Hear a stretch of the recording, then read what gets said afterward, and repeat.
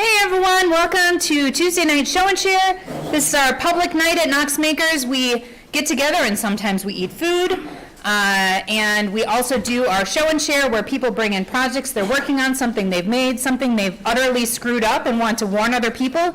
It is always a great time. We have a list, a sign-up list at the front if you missed it. And the first one on our list tonight is Adam, who has taken a board game way too seriously, and I see that on the side. Do you need help? I might in a minute. We'll get to it. Okay, so let me just grab it. So my friends and I are into a super nerdy board game called Twilight Imperium. If you're not familiar with it, which you probably aren't, it's a gigantic board game with around 3,000 pieces. The shortest playthrough we've ever had is 10 hours.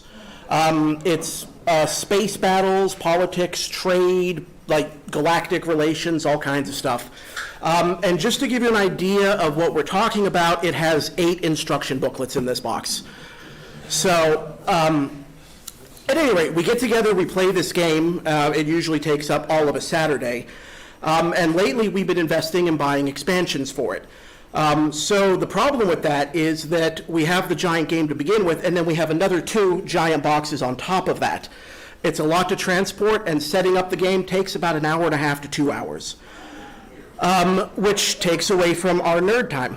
So what I've got here is this. I put this on the list once. This is actually technically 4 projects all coming together. The first one is inside the box itself.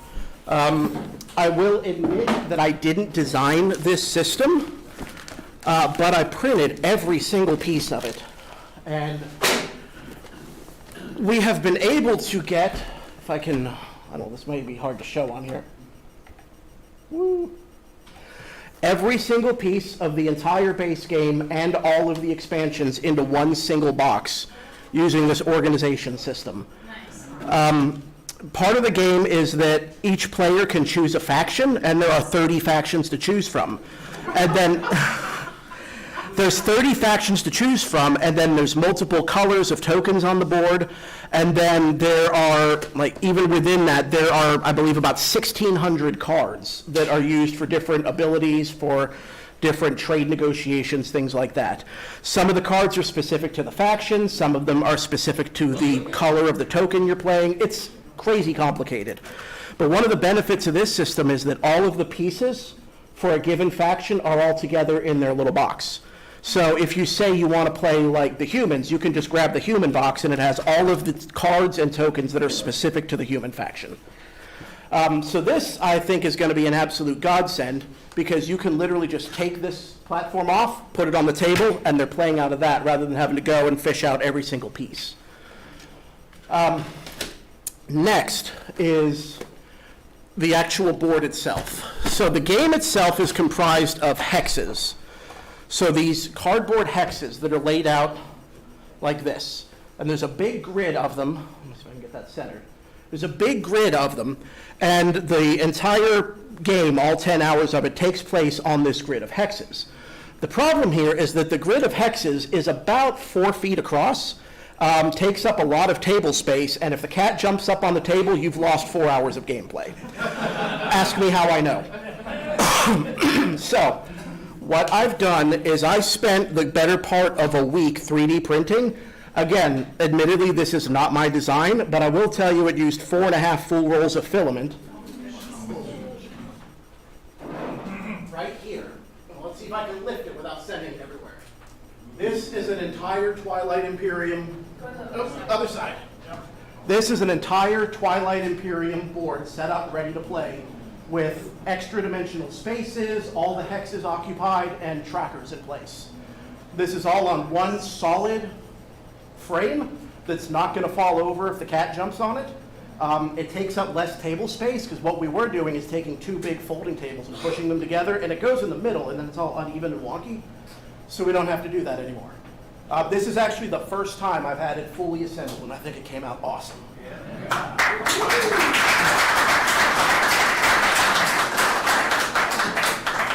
But wait, there's more. So As part of this game, there's this planet in the center of the game called Mechatol Rex. It's the most important planet in the system because possession of that planet allows you to basically manage galactic negotiations. It's the capital of the galaxy, more or less. Sitting on that planet is this little token right here with the number 6 on it. I'm not going to get into the mechanics of how the game works, but you're going to pay 6 of a particular type of in-game resource in order to take this token and take possession of the planet. The first person who takes the planet takes that token, and it's a point towards winning, okay? But I thought this crummy little cardboard token isn't good enough. So I spent about 8 hours and all of my sanity to throw that on the floor and destroy it. This would be a great time to have fingernails. Do you need help? All I can get, but no, I got it. So instead, I made this laser engraved brass coin. So we have the 6 resource counter on this side, and then the victory point side right here. I can see a thing in it. Yeah, well, there is now because I just threw it on the floor. This is engraved on crossbow over there. It's 75 passes per side, 100% power, 24 kilohertz, and a lot of me sitting there being bored out of my mind while it cut. And then probably about another hour in the, what's the word I'm looking for, the ultrasonic cleaner. There's a bunch of buffing involved, some shining, some polishing, but I think it came out banging. I'll pass this around.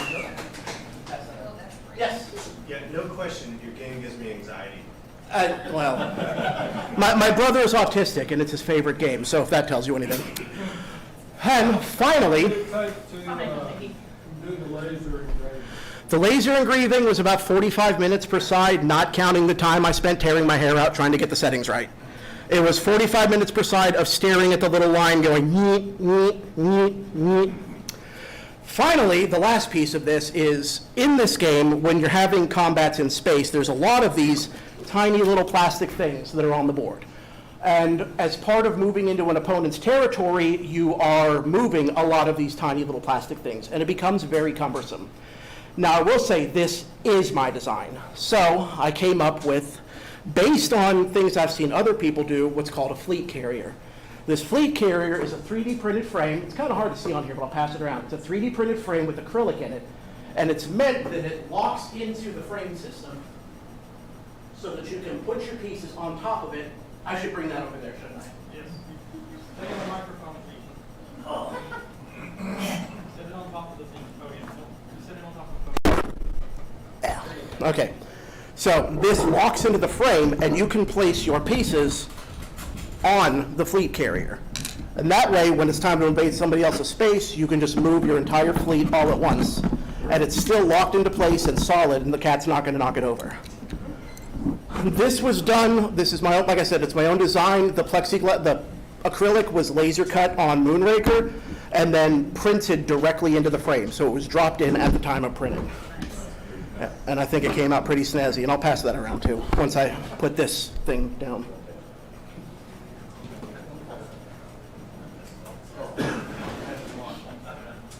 Okay.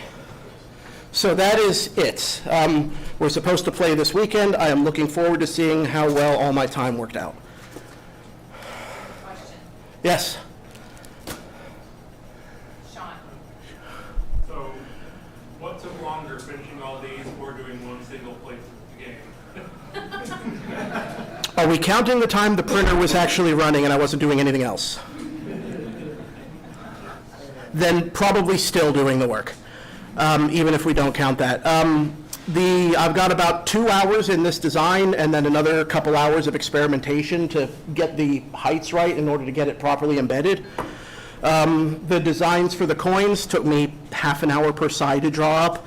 And then this, I bought the design for this on Etsy, and the other one, the actual frame itself, it was a free design on MakerWorld. It was just a matter of actually parsing it out, getting the job sliced up, and then waiting for the combined 49 hours of printing.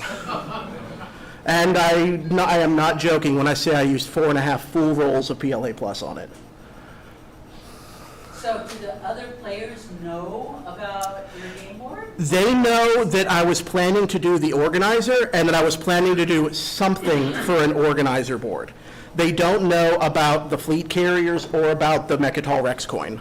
Hopefully they aren't watching tonight. They're not. Actually, one of my players is a member, and I told him to come tonight for the cookout. He was like, I don't feel like it, yeah. So I hope he's watching right now so I can make fun of him. How many players? You can play with as few as 3, but it supports up to 8 with the expansions. Our games are normally 4 players, and they run on average 10 to 12 hours. What faction do you like to play? So I play the Sol Federation most often. That's the humans. I'm thinking of going what was it? I can't remember what it's called. The Necrovirus next this weekend, which is kind of the galactic threat trying to wipe everyone out. The brass coins, are you starting with like blanks? Yeah, we have them over here in the Laser Zone store. They're about $1.50 each. Okay. Thank you. Okay, and I'll pass around a fleet carrier. This one's got some fingerprints on it, so it won't be super broken-hearted if it gets trashed, but please don't.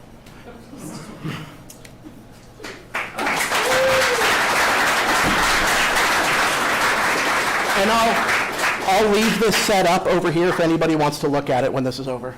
Thank you, Adam. Who's gonna follow that? Apparently Jacob, who has cart. And if you're standing, there are seats and most of us don't bite, so feel free to sit down. Gonna get the iPad to play nice here. My presentation is currently strapped up in a van on the other side of town, so I was not going to bring it in. It sounded way too troublesome. I have pictures.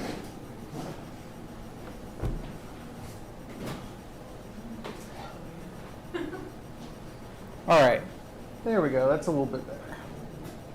So I work in video production. Our sets always end up being this giant spaghetti of stands and things, and the worst part of our job, hands down, is just moving those stands from place to place to place. They suck. They're great to use on set, but in general, moving them is like the worst experience and easily causes the most injuries for us. This all started years ago with our old minivan we worked out of. I had built this, the black painted part, this drawer, really nice heavy duty drawer. It was the only way to move these stands in this van usably. I had since modified it to fit our larger van, but it was unwieldy, it wasn't making a lot of sense, and I was kind of thinking the best thing to do would be to have a cart in the van to have all the stands permanently stored on. We at some point sort of like did a middle of the road thing with this rock and roller. I don't know if you guys know what rock and roller is, but this is a little foldable cart.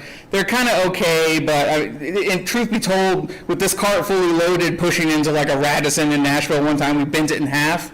So that was the end of the rock and roller, and we went to the drawing board. That's wife for scale. I started kind of toying with designs and built the thing around a hand cart, like a hand dolly. So you can kind of see it right there on this side of the image. That's going to be a hand cart that I'm going to find somewhere, eventually on Marketplace, and then a frame that I will weld to the hand cart. Ended up finding one rather cheaply. It was like $35. I had to move the axle down below the bottom platform of the hand cart. The axle sits above the bottom platform, so you can actually use it as a hand cart. I wanted to totally butcher it, so moved the axle a couple inches down below the platform, and then I got to welding. There's my wife, handily grinding everything because she's a boss.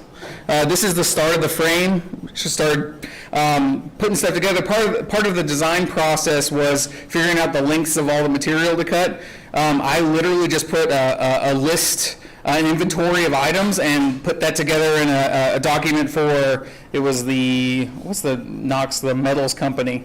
There's a metals company, say metal supermarket, yeah. I just put them a list of stuff. They did all the cutting for me. I didn't have to cut anything. It was, except for a few modified pieces, but I didn't cut anything on this cart. It was so good. I cannot recommend that enough for people who do weld ups. It's not super, if you're looking for precision, they will not provide it, but they will do all that labor for almost next to nothing. So that was the only way these carts were possible. This is one of the stupid things I did have to cut. This is a bracket that holds one of our heavier stands to the cart. They slip into these little openings that I've cut out here, so I had to cut each of those out and then grind all the hard edges down, deburr, make it so it wouldn't gut us in the field. And this is all put together. I ended up having to do this sideways so I could fit this in there, but welded the hand truck onto the bottom of the frame here, and then everything's welded together via some tube holding it all together here. So, I mean, I put a lot of weight on this thing so far, and it hasn't bent. So far, welds are holding. Somewhere in the fit up, I dropped a bit in the parking lot during the rain. There it is. It took a while to find that, and once I did, I was like, I had to take a picture of that. Last little step we did before painting, I just took the same tube steel, I had some leftover stock, and just cut up rings to put all around the thing so I could bungee everything together. The easiest and safest way to string it all together is just with regular old bungees. And then there is it. So that's it before paint, and that's it after paint. And it is heavy as crap. The hand truck design is great because if we meet curbs or weird little like drops in the pavement or whatever, we can just pop it up over. It also makes it much easier to get it up into the van. We just have a cart, a ramp. We just push it right up into the van, strap it to the wall, no problem there. And that's us, super dirty after the first day of welding and cutting. So that's it, cart.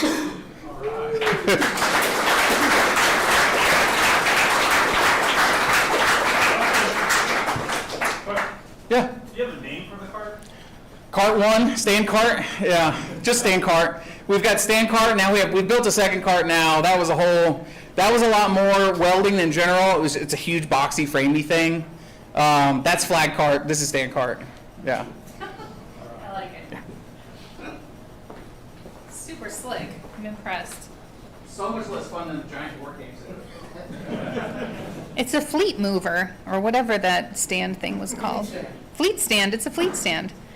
Next up is Jamie, who has a lashing, a whipping, a seizing, and 2 gauchos. PG-13, Jamie.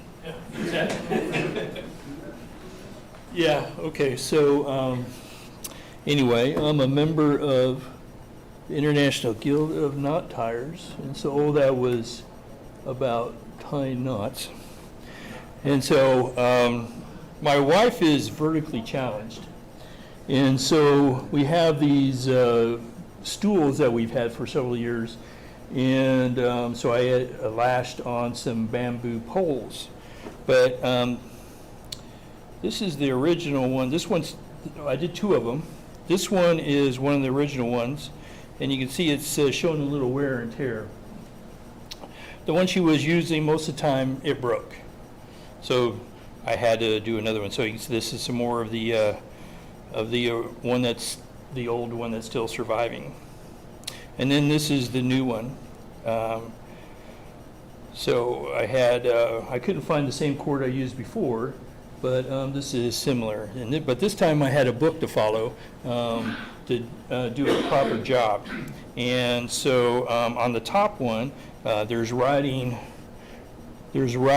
turns for chafe protection, since that's where my wife's feet go, and she chafes them or breaks them. And so this is just a close-up of that.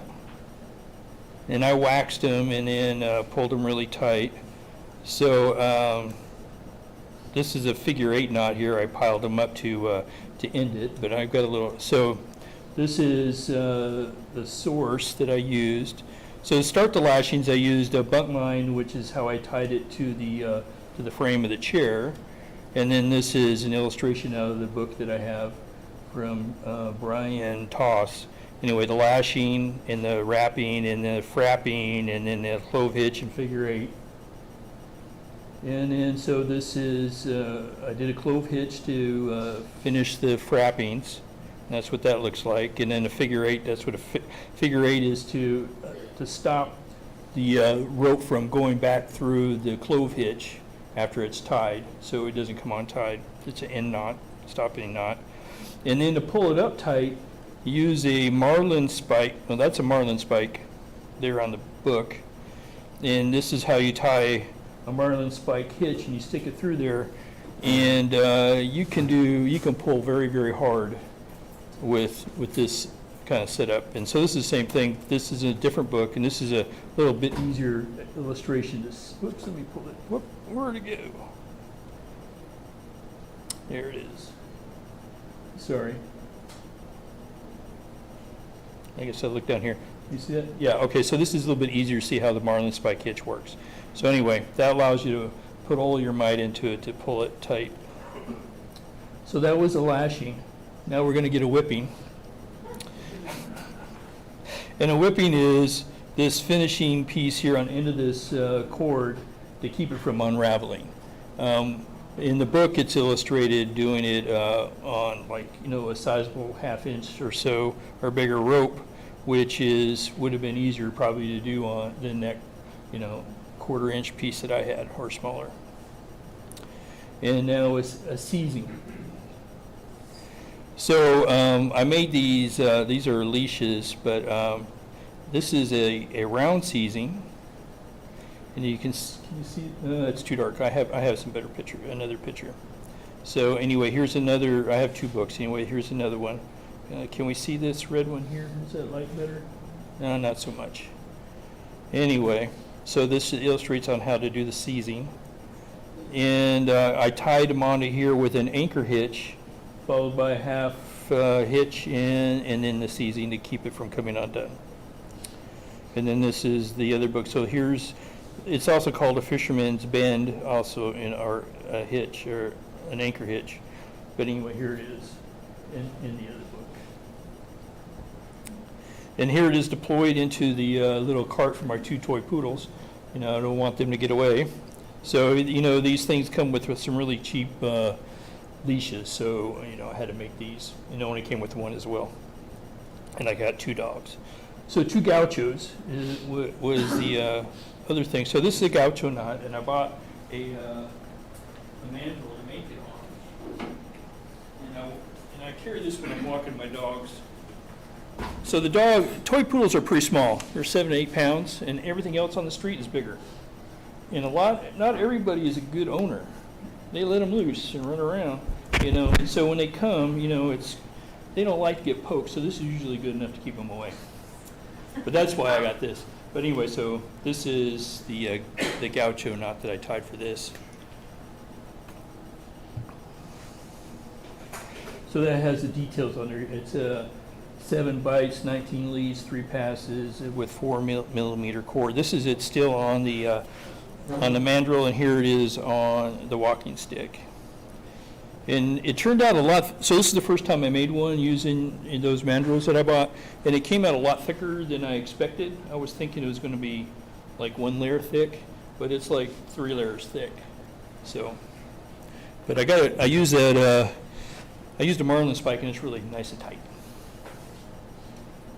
And so here's another one. Now you can see this is a much bigger mandrel, and I used 5 passes on this. And I made this to hold napkins, and so I'll show you that here in a second. So this is it. It came off. So the problem with this was I used 5 passes, and they really don't hold their. They really want to be around something. These kind of knots, they want to be around something like this, so they hold their form. But you can make them freestanding. So you may have seen people make. Rings for napkins, for the table or whatever, but there'd be a thicker cord.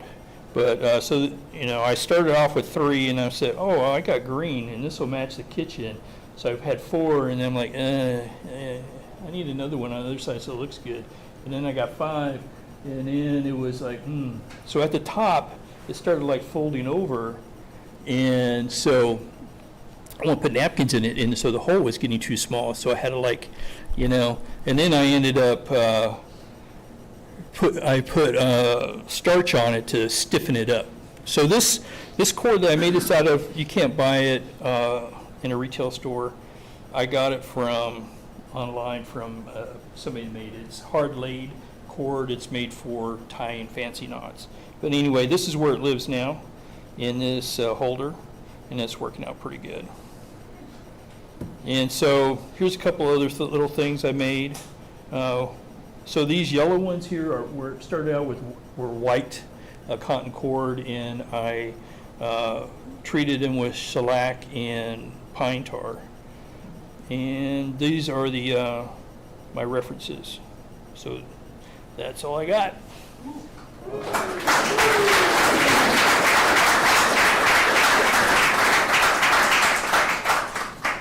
Does the pokey stick work on people too? Like keep them away? I've only had to use it once. Oh, okay.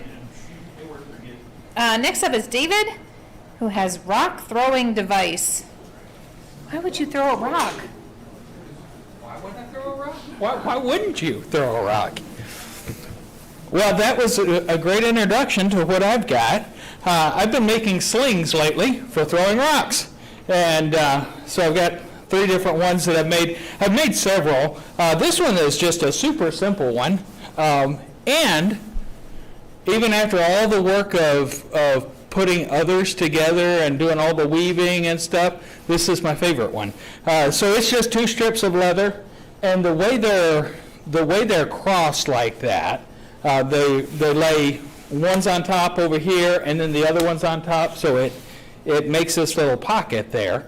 And so when I say a sling, it's like a shepherd's sling. You got a ring that you stick on your finger here, and then you load your rock up in it, and you throw it. My name is David, so it just makes sense. And this, again, super simple. It's just holes stuck in leather and a cord through it.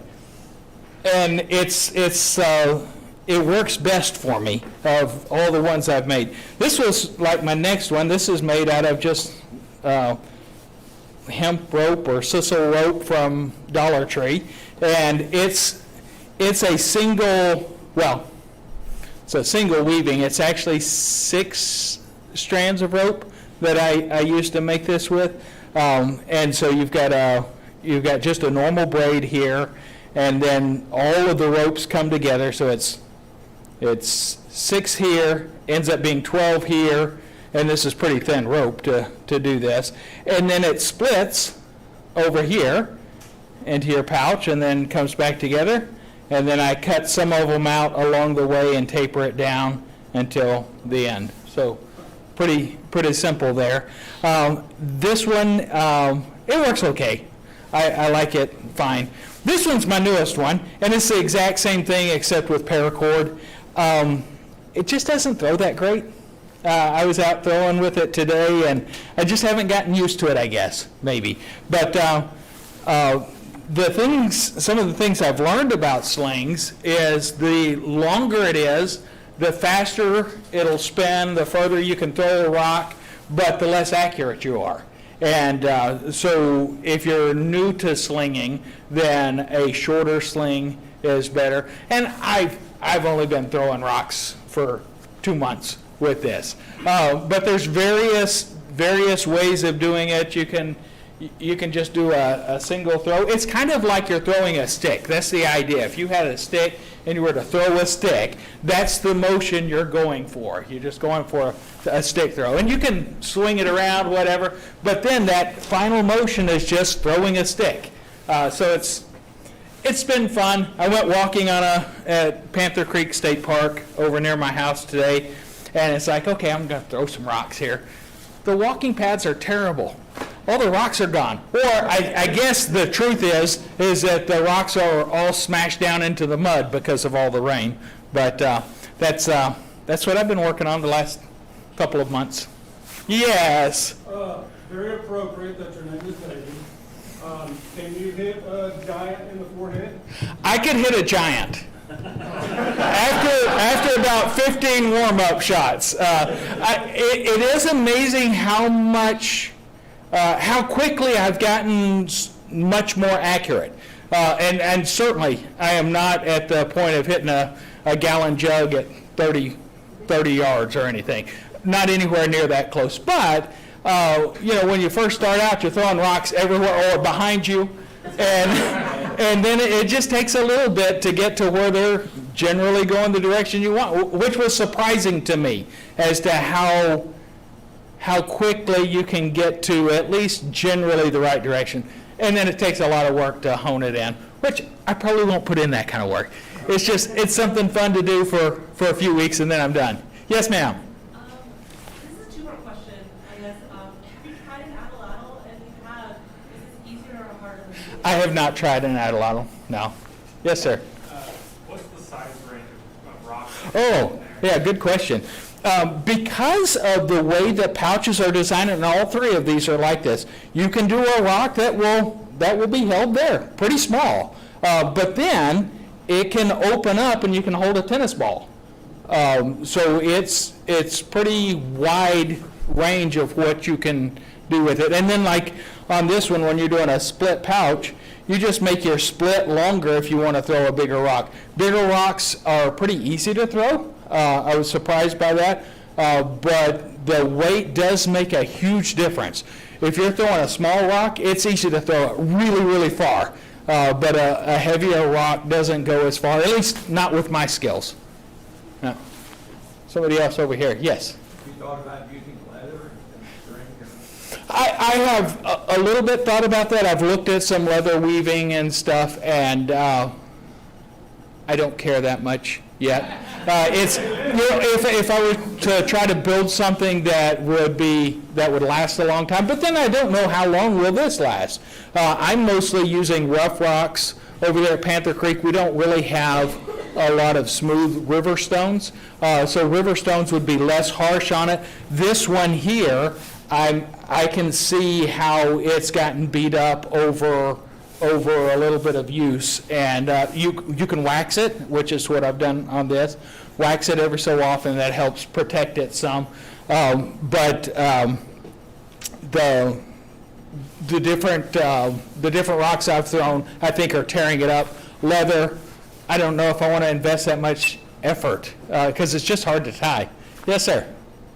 What did you need to throw a rock at? Nothing. Why do we build boxes? just because in the back. Okay, so you have to pick a smooth stone. You don't have to. That would be better for the sling, and it actually would throw better. But a rough stone is just going to tear your sling up a little faster, and it doesn't release as cleanly. That's one thing that a smooth stone would release much cleaner. Sometimes the rough stone can get hung up, and even if it's just hung up a millisecond, instead of throwing this way, you're now throwing it over that way. So your accuracy would get better if you had more consistent sized projectiles and smoother. Yes, sir. What has been your budget for replacement for those? I have. I haven't even got to the point of replacement yet, and I'm investing a lot in materials. Like the paracord cost me $11, so I'm like big budget here. Yeah. Yes, ma'am. I think I was kind of along the same line. Of the ones that went backwards, how many met windows? None yet, but my brothers and I were together, and they were scared to death of pulling the rock forward like they were going to hit themselves in the back of the head. I've never had that fear. Maybe it's because I've got a hard head and it never concerned me. But we did occasionally toss some backwards. Nobody was hurt, thankfully. But, okay, I think my 3 minutes are up.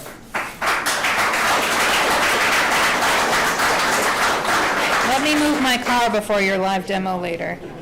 Next up is Sam, who has a bird call to action. Hello. Good evening. I will be quick. I'm Sam, and a few weeks ago, Jared and I had a bird paper mache workshop. So I have a bird to show you. This here is a blue jay made by David. Say, ooh. Thank you. So I'm thinking this blue jay can help me get your help because I'm in need of something. We have like 10 birds over there that need to be painted. And I want the people who made them to know that by next Tuesday, if you haven't taken your bird and painted it yourself, someone will paint it for you. So if you want to paint someone else's bird, please come find me. Thank you.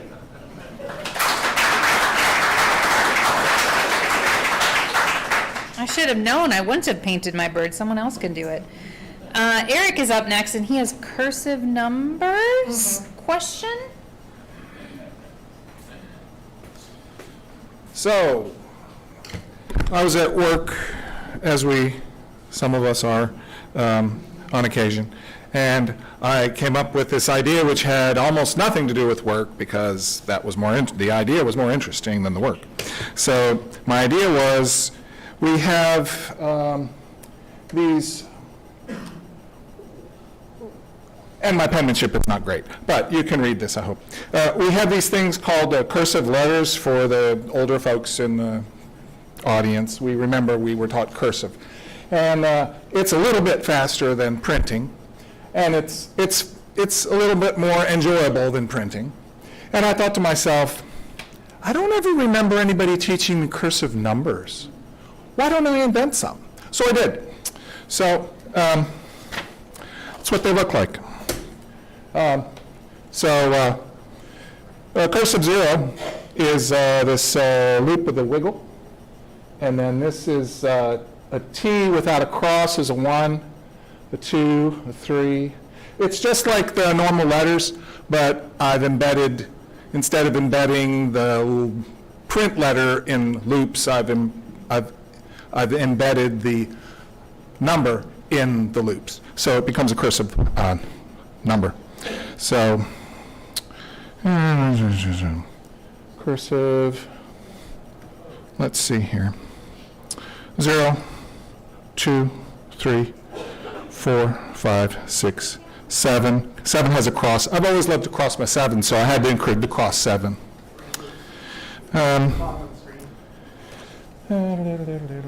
Let's see. 0, 1, 2, 3, 4, 5, 6, 7, 8, 9. That's all of them. And then I said, why stop there? We can create ligatures with fractions. So, 1/2, 1/3, 1/4, 1/5. I've downloaded Bird Font, which is a shareware program that I'm learning this week so that I can create my cursive font on a computer, and then they will connect properly and be more fun for people who do computer stuff. So, more to come.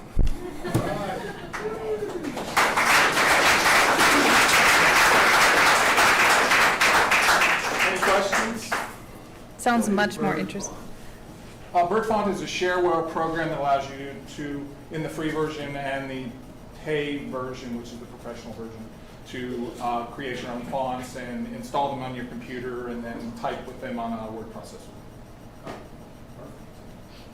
Sounds like a great distraction from work. Yeah, it was. Russell's up next, who has fire, which is the original lamp. Please don't start the shop on fire. I will try not to. Do you need help? I need the podium, the wooden podium. While you're doing that, don't go there. I'll be right back.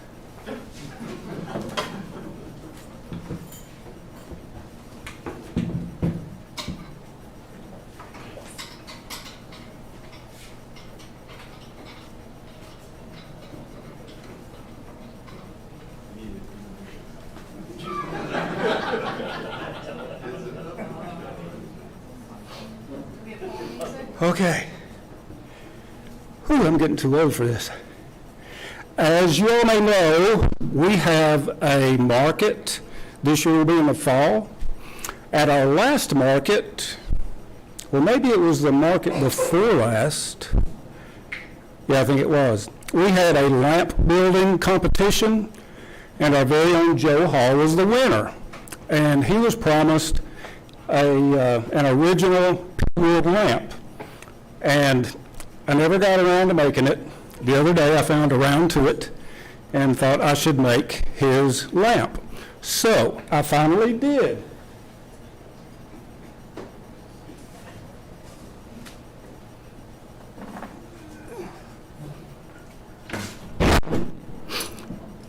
So, here it is. I thought a torch or something that made fire would be appropriate for Joe. So there's the fire. And there's the actual lamp. He said he needed a desk lamp, so it functions as a desk lamp as well. Or it will do both at the same time. So Joe, there you have it.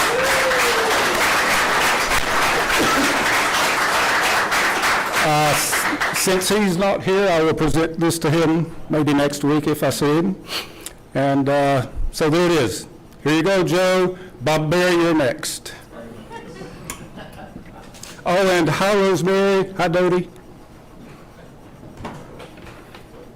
Any question? Oh, there's a question. How long? How long did it take? 2 years? Yeah, 2 years. Let's see, after taking it all apart, sandblasting and painting, that was probably an hour. All of this other craziness, fret time was another hour, assembly another hour, and probably another hour. So how long is that? Several hours. Several hours. Several hours, yeah, there you have it. All right, thank you very much. I'll put this outside if you all want to see it. Is there another hand over here? No. Okay, I'll put it out in the arts and crafts if you want to take a closer look.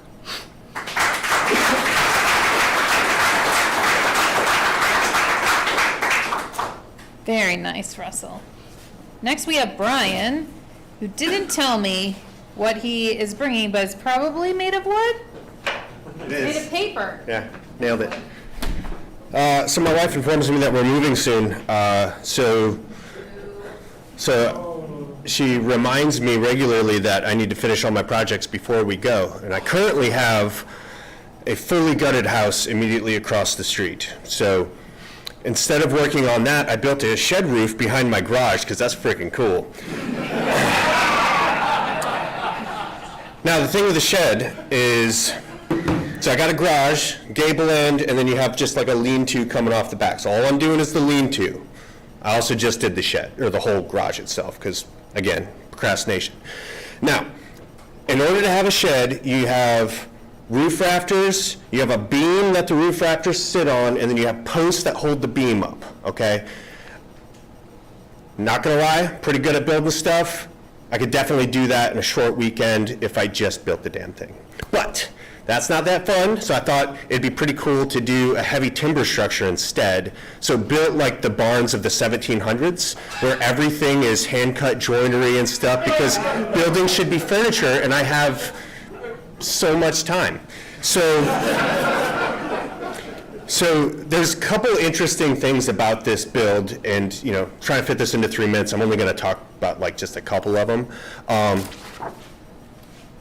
I want to talk about where your posts meet the beam, okay? So the longer a piece of timber is, the more expensive it is. So my roof rafters, for example, I bought those at 16-foot lengths. To go to 20-foot lengths on those, just to get an extra 4 feet in the building size, was going to add $1,600 to the material cost. So going just a little bit bigger on things makes stuff crazy expensive. So this beam that I have, or require, should be 24 feet long.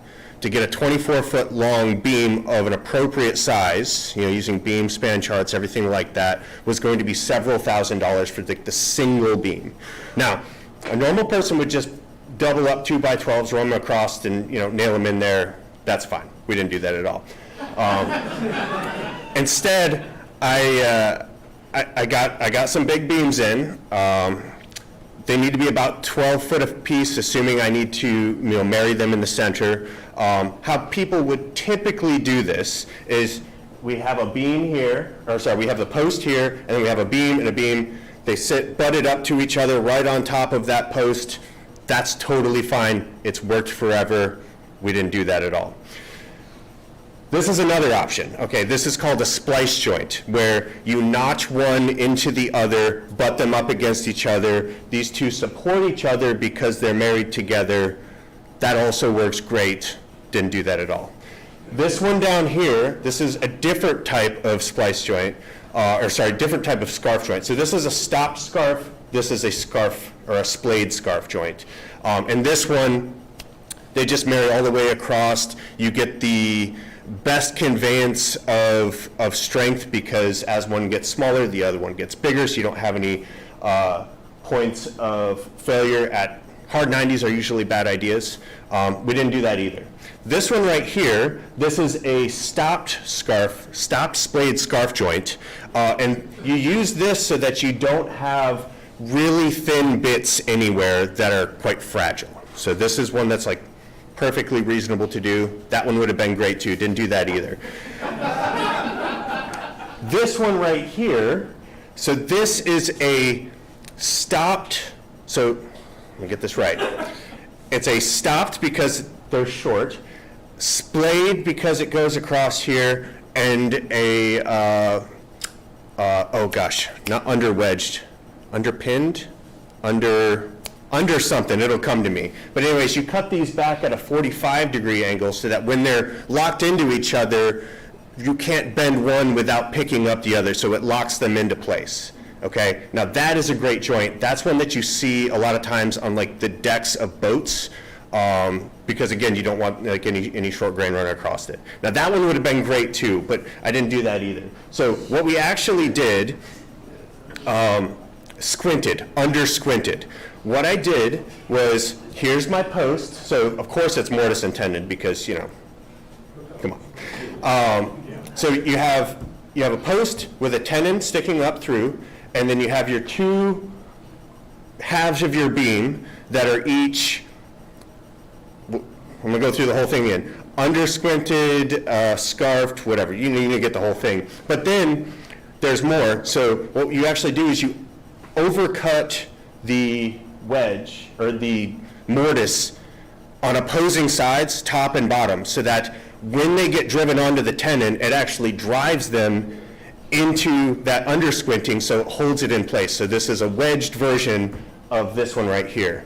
And this is incredibly difficult to do on massive pieces of timber that weigh several hundred pounds each. And when you're putting this joint together, you can't just assemble the thing and then put them up. You have to put them onto the tenon at the same time because you can't put one on after the other. So having to wrangle, 15, 16 foot 6x6s up 10 feet in the air and drop them all on at the exact same time, and there's still two other posts to deal with. Anyways, me and my buddy did this. Alcohol was involved. It worked out great. Anyway, it came out awesome, and I'll show you what the end result is. So you can kind of see it here, and you see it? So there's the beam. The roof rafters that you see there, those are 4x8s, so they're absolutely massive as well. Everything was just crazy heavy. This whole thing is held together. The only screws that are in this entire thing are just holding the roof joists to the building. So this entire thing is held together with 32 screws, which is kind of cool. And I've got a better picture of the actual joint itself because it's kind of fun. So there it is. You can see it up there. And then, of course, I told you alcohol was involved. Anyway, we forgot to put in the knee braces when we assembled the whole thing. I had the material on hand, just didn't build them, kind of forgot about it, put it up there, and then afterwards we're like, man, it looks kind of naked. And then it struck me, we didn't cut any of the mortises for those knee braces are the 45s, so they counteract shear when wind blows, because you don't want your building going like that. So these have to be in opposition to each other, so they always go up in pairs. And these are also massive things. So today, actually, I cut all the joinery for those, which is great, because you have to cut these massive mortises 10 foot up in the air above your head. I did the first one fully by hand, just with willpower and chisels.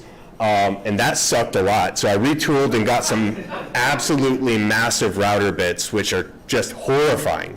I have a 3.5 horsepower router, and it was like using all of that. And then that above your head like this, I'm still a little bit dusty from it. But anyways, got all those in, worked out great. All of these are pinned, so you can see all the pins. So no screws in these, are just pinned together using oak pins. And that's the other thing that I wanted to talk about. Oh, another cool thing. So if you're doing stuff like this, you don't use regular tools. And I thought you guys might get a kick out of some of that. So a number of years ago, I redid this chisel, and someone came in and was like, what the heck is that? And they mistakenly called it a slick. This is just a regular bench chisel. It's an 1.5 inch chisel. They make chisels very specifically for timber framing, and I tell you right now, I wish I'd have bought one, because this was way too small.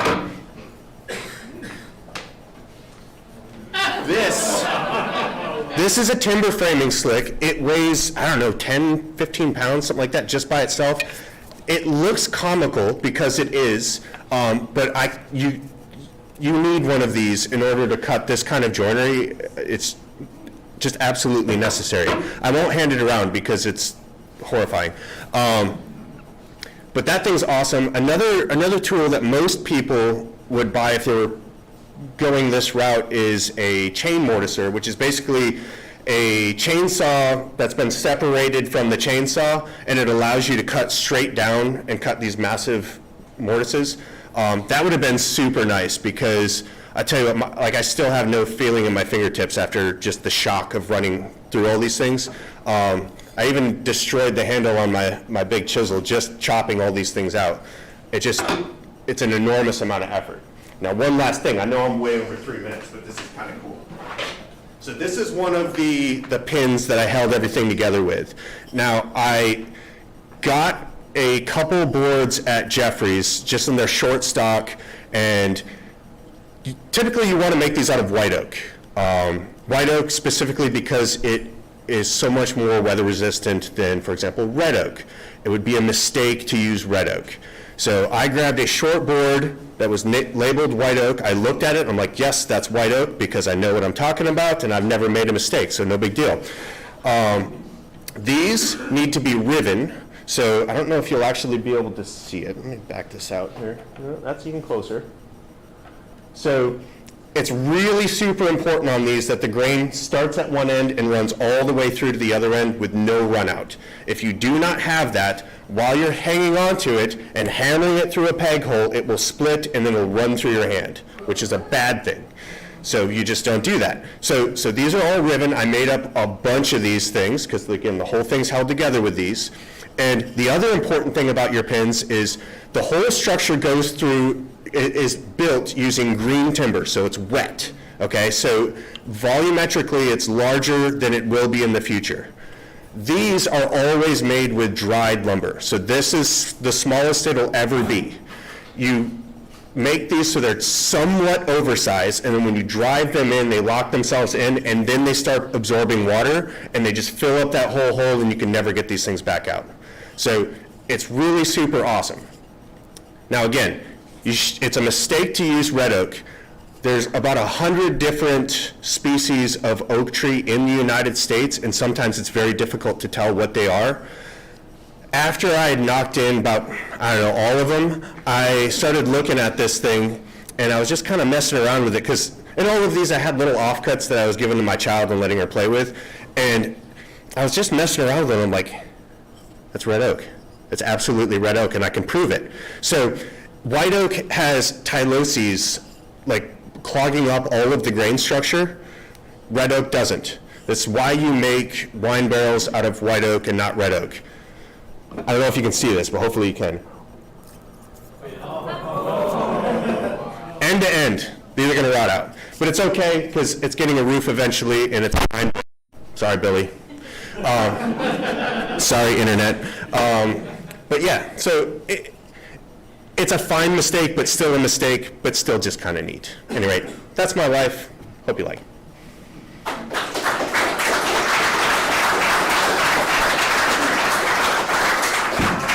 we have a couple questions.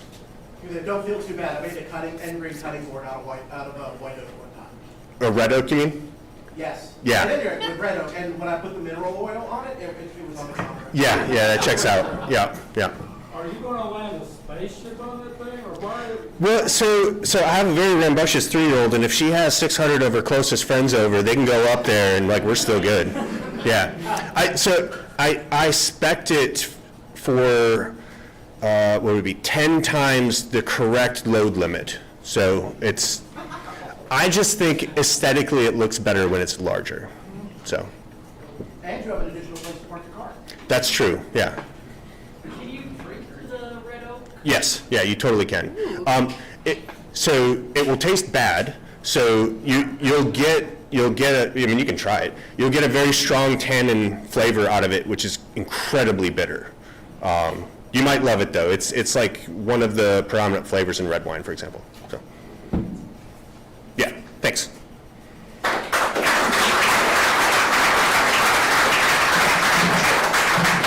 kind of hope that in 100 years, someone comes to show and share at Knox Makers, and they're like, I just bought this building, and what in the heck did this person do?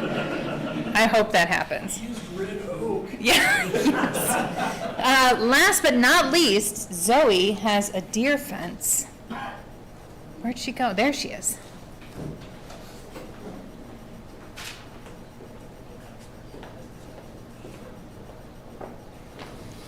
Okay, so we just bought a house, which is very exciting, and it has a pretty big backyard. So I've always really wanted to get into gardening, and I've done a lot of gardening with hydroponics, and I was like, why not scale that to 3 to 5 raised beds? But the problem with that is that our house actually has a pretty big forest right behind it. Wait, I need to flip this. Oh, that didn't work at all. I'm just gonna do it like this. Okay, our house has a pretty big forest right behind it, as shown right there. And there are deer in the forest. And deer are my newfound enemy, even though they haven't even eaten any of my plants yet. I just know that they're going to. What? Zoom the overhead. Okay. Yep, Twist it. Origin. other way. Oh, it's like delayed. Okay, so I know that they're going to because I've heard a lot about deer and how evil they are. So so I was like, all right, Vincent, that's my husband, we're gonna make a deer fence. And so then I was Googling, I did all the research for this, but you'll notice my husband doing a lot of the manual labor. So maybe he should be up here doing the show and share, but it was, you know, a joint project, marriage and stuff.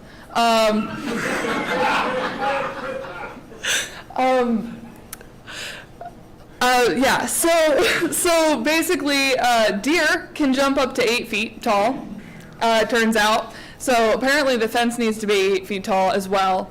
And that turns into like a whole thing because then Claude, the AI, is telling me that 4 feet of the fence needs to be below ground, which seems crazy. And it especially seems crazy to him in this moment. So we ended up, actually, we're only putting 2 feet below ground. So if any of you are like really knowledgeable about fences and this is a really bad idea, please tell us now because we've only put 4 of the posts in at this point and there's 12. So that would be good to know if we're doing this all wrong. But basically, yeah, we have these 4x4, let me see if there's a better picture. Here we go. This is when one of the posts was up. There's like these 4x4 posts, and this is gonna be a 20 by 24 foot area. Because I was gonna make one smaller because I'm not full of hedonism, but then I realized that if we just don't cut any of our 2x4s, we could just make it bigger. So mission creep. But basically you like dig, well, Vincent digs a hole that is 2 feet deep, and then we put gravel in it, and then you put the post in it, and then you put concrete in it, and it's so much concrete, which surprised me. And then we're like a quarter of the way through this process, which is why I'm presenting on it now, because I feel like I want feedback from people who are really avid gardeners to tell me about my garden plans, from people who are like know stuff about woodworking to tell me about the fence, and from people who know stuff about deer maybe also. Anyone with any sort of expertise would be really welcome, so come talk to me afterwards. That's why I'm up here right now. But anyway, so then the other aspect of this was I was building the gates for it. This picture was actually taken moments before disaster, because, is it not focusing? It's not focusing, is it? No. It's focused? Okay. So this is the best picture I have of the gates so far. Basically, they're going to be like this. There's going to be a double gate on one side and a single gate on the other, because we both really like the concept of gates. But the problem is, I did all of the math for the geometry here, and I was like, oh yeah, we're going to have these little things running across the gate, because that's what gates look like. And but then I didn't think about how it was actually at a 45-degree angle, and I cut all of them at 45-degree angles, and that's not at all the geometry of the gate. And like, before you try to comfort me about that, I'm getting a PhD in engineering. So like, I really should have known. But yeah, so it's shorter and wider now. So I don't actually know if we can fit it. It's a whole thing. So if anyone knows about gate construction in particular, that would also be helpful feedback. Yeah, so that's where we're at this point. Please. Oh, and someone please tell me where to find untreated cedar for my raised beds, because we spent hours and hours in Lowe's and Home Depot. Yeah, I literally should have asked Mattermost, but instead I was like, Home Depot will have it, and they did not. There is a sawmills and suppliers of lumber. Okay. Brian threw out a number the other day, about the board, but for untreated cedar or something. Okay, that's great to know. Thank you. Any questions? Hey, Vincent. How did we validate that 2 feet was deep enough? We did not validate that 2 feet was deep enough. Picture of your phone. I have a picture in my phone? Oh, I forgot the picture. I didn't scroll. So here is our rigorous load testing. We figure yeah, that's true, actually. But we figure, if he can climb on top of the pole like a gargoyle, then probably if we put all of them together and have 2x4s going across it, like, what's the worst that can happen, right? Yeah. If you have a big wind, it's like a big sail. So, like, do we actually have to dig the whole 4 feet deep? I would make it I don't know. It's just going to depend on what your ground is. big. Yeah. Like how soft is your ground, how much gravel you put in. You know what's much- If you put a whole bag of concrete in each one. That's true. The corners would help a lot if they were deep. Yeah. The corners? All right, four corners. So maybe where your gate is, a third of the home? It's supposed to be a third of the. So comment on your gate, go back to that picture. So your gate is wrong. No. This is important. So your 45, or your diagonal needs to go from the bottom on the hinge side to the top on the non-hinge side. Yeah, it The fact does. that you have two going in opposite directions means at least one of them is in the wrong orientation. And if your hinge is on the other side, then both of them are wrong. Well, it goes from the hinge to the other side. That was kind of the thought process, was like the side that So it's it touching? has to go like at the bottom hinge side to the top non-hinge side always. Think about which one. Always. Well, that doesn't look as cute to me. But okay. Fine. Maybe this, that is pretty, but it's there. No, I agree with you. The diagonal support should be parallel on your. Okay, fine. I haven't screwed it in, so I can do that. I like that you beard. For your garden, I can't speak to the longevity of it because this is only the first year we've done it, but we did ours our raised beds out of poplar, but we treated them with shosugi bun. We burned them and then treated them with wax and I can't think of the other. Tongue oil. Yeah. So the poplar's dirt cheap. Cedar's about the same price though. Oh, I have no idea. The poplar was dirt cheap. It was like $6 a board. What? Oh, yes. 2 inches. They're huge meaty boards. Yeah. What you gotta do, make sure your pole is deeper than the rock. Oh, yeah, we did look that up. Yes. Yeah. It definitely is. We will start a gate channel, so you all.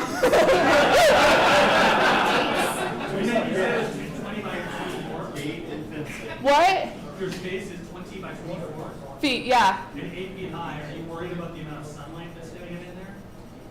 Well, we picked up the gate. I mean, the fence isn't going to be blocking too much sunlight.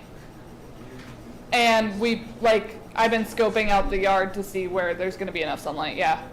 Are your beds 8 feet tall? No. Yes, that would solve everything in your bed. Deer can't get to it, neither can I. The expanding foam is 100 times easier than the concrete. I had heard about that. Okay, well, I heard about it after we bought all our concrete, unfortunately.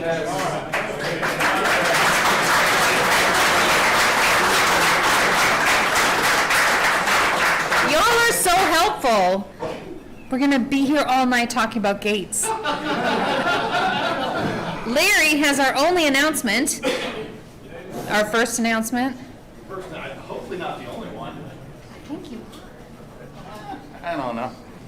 I'll take it. Hey, everyone. We have a Kill Switch tournament coming up. Yay! For those, well, that's about as far out as that goes. For those who aren't familiar with Kill Switch is our combat robot competition that we host out in our Thunderdome Arena.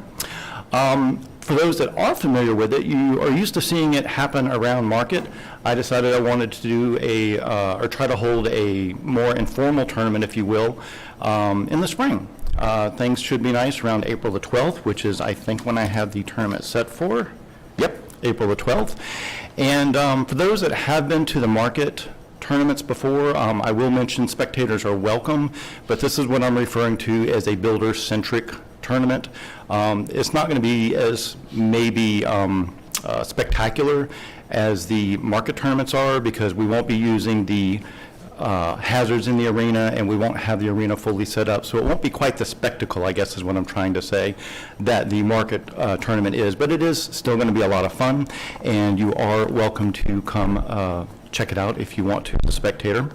For those who are interested in building, if you have never built a combat robot before, we have a number of classes coming up. We have a Kill Switch for the Complete Beginner this coming Sunday, the 22nd. Right now it shows as full, but for some reason I only see 2 different names in there, and so that might be a problem with the ticketing system. So if anyone is interested in attending that, please get with me, and I'll let you know if it's actually got some availability, despite the fact that it shows it's sold out. In addition to the Kill Switch for the Complete Beginner, we also have 2 what we call Build and Fight classes coming up. The Build and Fight classes essentially walk you through building a very simple robot using the guts that you see in this one right here. We actually, at Knox Makers, we have 10 complete sets of robot hardware, and you will be able to use those to build your own robot. You will be able to improve and armor your robot for about 4 weeks until the tournament, and then for the low price of the class, you get to fight in the tournament without having to buy all your own hardware, which is a phenomenal deal, and you are simply not going to have a better opportunity to try your hand at combat robots if that's what you want to do. So those classes are March the 8th and March the 12th. They are filling up, and we do have a limited set of hardware, so when they're gone, they're gone. I guess the only other thing I want to mention is teams are welcome. So if you're uncomfortable doing it by yourself, you can buddy up with a couple of people. I know that there's at least 1 team, and in the last tournament we had, which was during the Market, a team actually won, a father and daughter team. So yeah, come join us.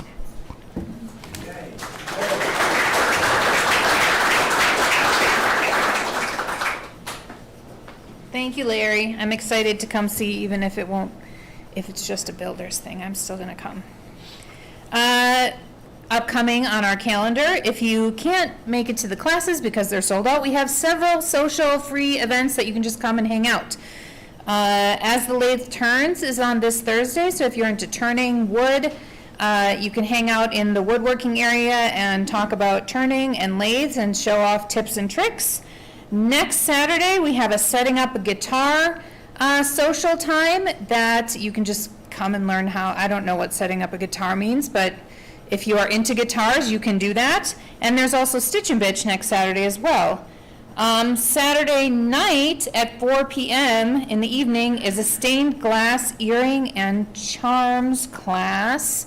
You can make a little stained glass necklace or earrings, and there's one ticket left. Still one ticket left, so get on your phones right now.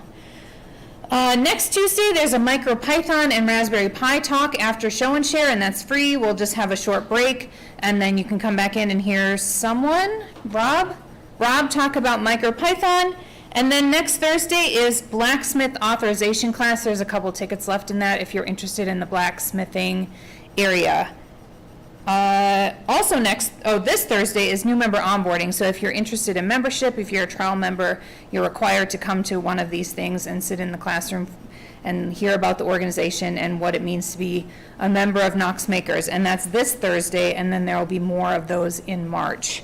That's all I have for the calendar upcoming. Bandsaw Saturday. Oh yeah, you just put that up. There is a bandsaw class on Saturday. How many tickets? All of them are available, so get on your phones and get those tickets right now. That's all I have for classes. I want to remind you that we are starting our capital campaign fundraiser. So if any of you or your friends want to donate to that, you can go to love.knoxmakers.org and show your love for our organization. And if you want to do it on a regular basis, you can go to ach.knoxmakers.org and you can work with Sue to pay your dues and or donations right from your bank account for no fees and no money going to PayPal. That's all I have for tonight, so please go out in the shop, eat more brownies, take your leftovers home, help clean up, and have a good time. Thanks.